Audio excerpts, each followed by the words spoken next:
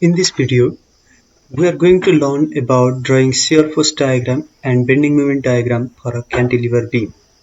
Here, you can see AV is a cantilever beam with fixed support at point A. Here, this is a rigid fixed support and the beam is loaded with various types of loads as shown in the figure. Here, it is a 20 kN point load and 5 kN per meter uniformly distributed load UDL, and also it has 10 kN per meter UVL, that is uniformly varied load.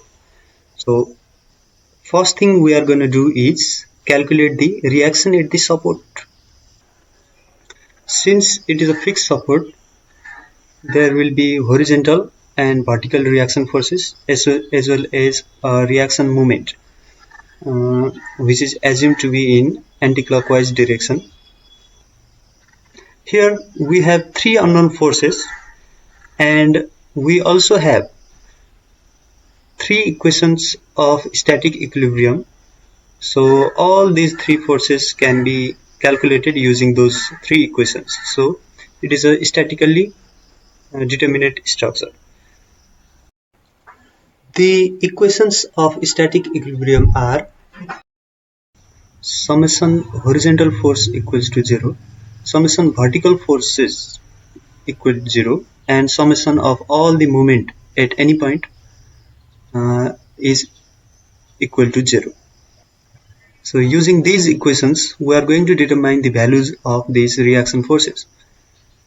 If we take the equation summation of all horizontal forces equal to 0 and taking all the forces towards the right, pointing towards the right as positive, we will find that the reaction value of reaction force Rax is also equal to 0 because there are no any other forces in horizontal direction. So this reaction must be equal to 0. Now taking the equation summation of vertical force equal to 0. If the summation of all vertical forces is equal to 0 and taking all the upward forces as positive, the equation is going to be Ray, which is pointing upward, so it is positive, minus 20, the downward concentrated load, minus 5 into 2, because this is a UDL load which is distributed throughout the length of 2 meter. So total load will be 5 times 2 minus 1 by 2 times 2 times 10, because this is the total load due to UVL. So it is going to be equal to the area of the triangle, which is given by half base into height. So half times base, which is 2 meter, and its height is 10 kN per meter, which is the load at the top of the UVL. So from this equation we are going to obtain Ray equal 40 kN in the upward direction. Now we have the equation summation of moment about any point is equal to 0. So taking moment about point A and considering all the anti-clockwise moments as positive, we are going to get this equation. Here RMA is the anti-clockwise moment, so it is positive, and minus 20 times 1, it is the clockwise moment due to this point load. Since we are taking moment about point A, we are taking the moment about this point A here. So these all forces are going to induce clockwise movements. So, and this will be the moment due to this UDL. The total load due to UDL is 5 times 2, and the load multiplied by distance gives the moment. So the total distance from this load to point A is 2 plus 1. Here 2 is the distance from point A to point D, and since the resultant force due to this UDL passes through this center, resultant force due to UDL passes through the center, so the total distance from this load to point A will be 2 plus 1, which is 3 meter. So, and and the total moment due to this UVL will be equal to half base into height, which is the total load due to this UVL times its distance. So its distance is also equal to 4 plus 1 by 3 times 2. The resultant force due to this UVL, which is equal to half times 2 times 10, passes through this point here, and this point is equal to half 1 by 3 times its total length of the base, because the centroid of the triangle lies at 1/3 of the length from point E. So the resultant load passes through this point, and the distance of this point from point A will be equal to 4 plus 1/3 of 2. So we are going to get this equation, and from this equation we are going to obtain that value of reaction moment RMA equal to 96.67 kilonewton meter in anti-clockwise direction. Now the next step is calculating shear forces and bending moment at all the various points in this figure. Now we are going to calculate the shear force at various points in this beam.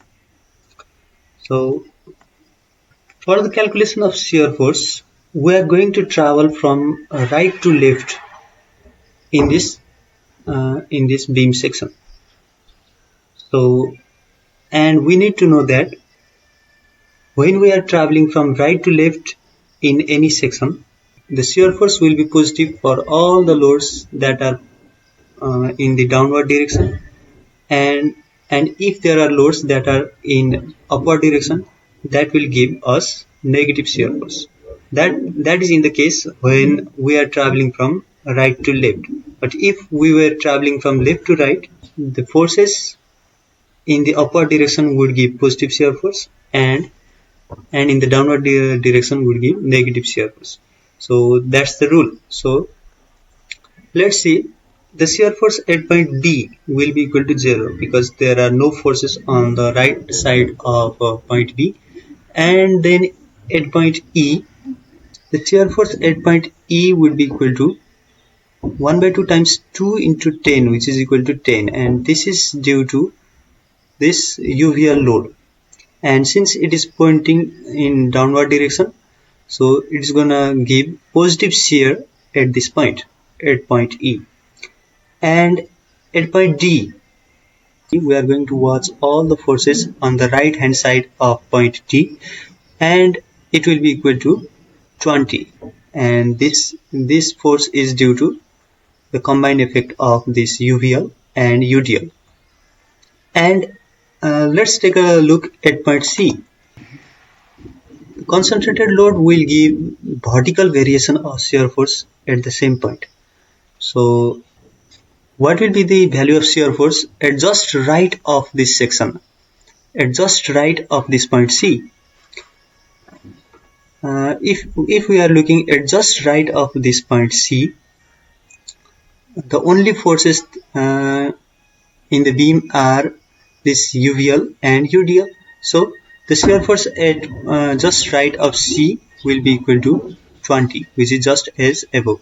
And if we consider this section just left from this point C, the shear force will be the combined effect of this concentrated load along with these UVL and UDL also. So, and now similarly at just right of point A, it will be same as the just left of point C, because there are no any forces between point A and point C. So it will also be equal to 40. And at just left of point A, there is a reaction force of 40, which is in upward direction, and which balances the shear force due to all these loadings, and the resultant shear force at just left of point A will be equal to 0. Now we know the values of shear force at various points in this beam, but What about the shear force between this point E and B? We know that the shear force at point B will be equal to 0 and at point E it will be equal to 10. But we don't know how the shear force varies between these 2 points. To find out that, what we are going to do is find a section at any distance from point B, and we are going to see the nature of the shear force at that point. We are going to take a look at a section at a distance of x distance from point B between point E and B. That is the region of this UVL. So in that region, shear force will be Vx equals to 1 by 2 times x times Wx. Here x is the distance from point B to this section, and Wx is corresponding value of the load at the top of this section. And what will be the value of Wx? Since if you look at this triangle, and by the properties of similar triangle, we will get the equation Wx by 10 equals to x by 2, because these two triangles are similar triangle. The first triangle is the big triangle which is made by this UVL, and second triangle will be between this section and point B. So Wx by 10 equal to x by 2, and from this we will obtain Wx equals to 5x, and this equation will become Vx equals to 5x square by 2. And so from this we see that the value of shear force will be changing quadratically between this point B and E. So the shape of the shear force diagram, shear force curve, will be parabolic between these 2 points B and E. Then the value of shear force at the center of this portion EB of the beam will be 2.5 kilonewton from this equation. Here at midpoint the value of x will be 1. So now we are going to calculate the values of bending moment at these various points. So these are the values of bending moment at various points in this beam. So for the calculation of bending moment, like in the case of shear force, we are again gonna move from the right portion to left portion in this beam. So at point B the moment will be 0 since there are no forces on the right of B, and then at point E the moment due to this UVL will be given by minus 1 by 2 times 2 times 10 times 1 by 3 of 2. This 1 by 2 times 2 times 10 is the resultant force due to this UVL load as discussed above, and the resultant force will lie at a distance of 1/3 of this span EB. That's where the centroid of this triangle will lie. So the resultant force will pass from this point, 1/3 of 2. Since we are taking moment from this point E, resultant force will be acting from right side of this point E. So this force will tend to rotate the beam in downward direction, causing hogging type of bending moment. If this is the beam, that force will tend to rotate the beam, in this direction. So it is taken as negative. And moving forward, at point D, similarly we can calculate the moments at point D, which will be the combined effect of this UVL and UDL, which will be minus 36.67. So similarly, it is also negative since it is also hogging type bending moment due to these forces. And at point C, the value of bending moment will be equal to minus 56.67, and at point A it will be finally minus 96.67. That was the value obtained in this reaction. The reaction moment was also equal to 96.67, which will balance the bending moment produced due to these loads at this support. Now, like in the case of shear force, what will be the nature of bending moment in this portion of the beam? In this portion, you can see here,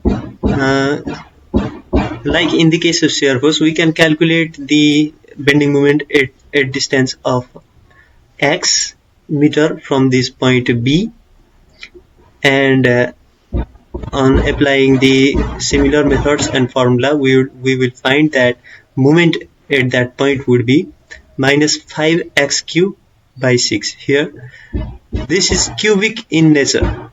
So the plot of bending moment diagram between these 2 points in this portion would be cubic parabola. And you can see at the midpoint of this portion, the value of bending moment would be minus 0.83 kilonewton meter. So now we have obtained the values of shear force and bending moment at all these points, at these various points. So next step is we are going to plot the values of shear force and bending moment. So this is our beam, and we are going to draw shear force diagram and bending moment diagram in here. So these are the obtained values of shear force and bending moment which we calculated above. We are going to plot these values at these various points. So here it starts from 0, and at point E the value of shear force will be 10.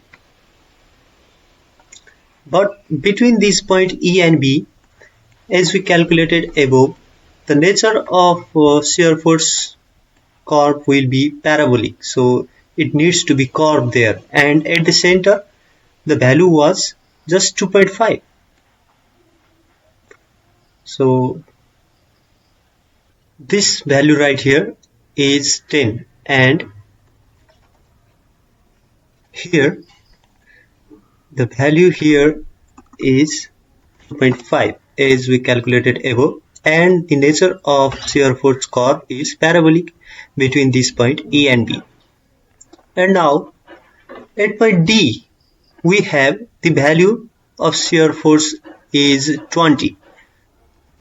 The value of shear force at this point is 20. And now at point C, at just right of C, the value of shear force is again 20. So it is going to be straight line here, and the value is also going to be 20.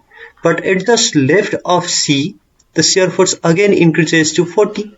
So here there is going to be a vertical line, and this value right here is going to be 40. We are going to plot the value like this. And now at just right of A, the value is again 40. So the curve is gonna be horizontal again, and this value is gonna be 40 again.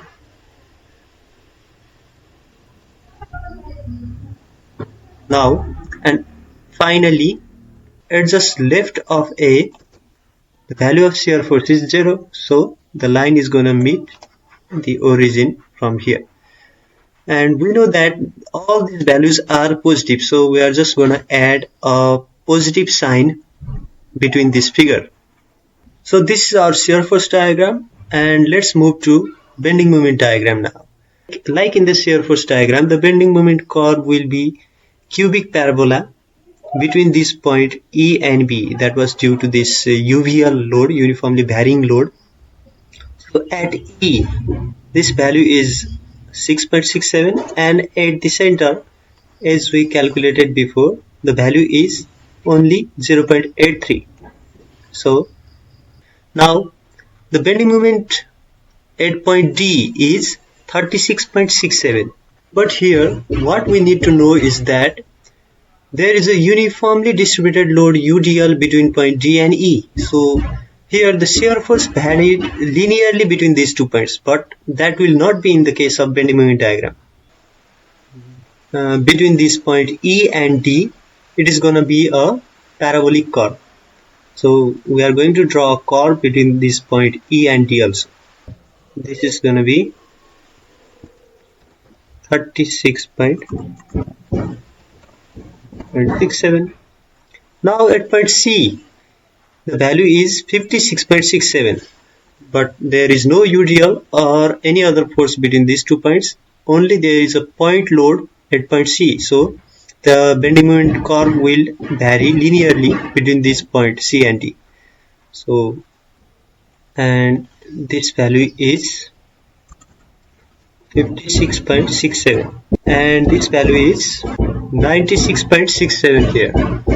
Finally, this value 96.67 is going to be balanced by this reaction moment. So it will come to origin point.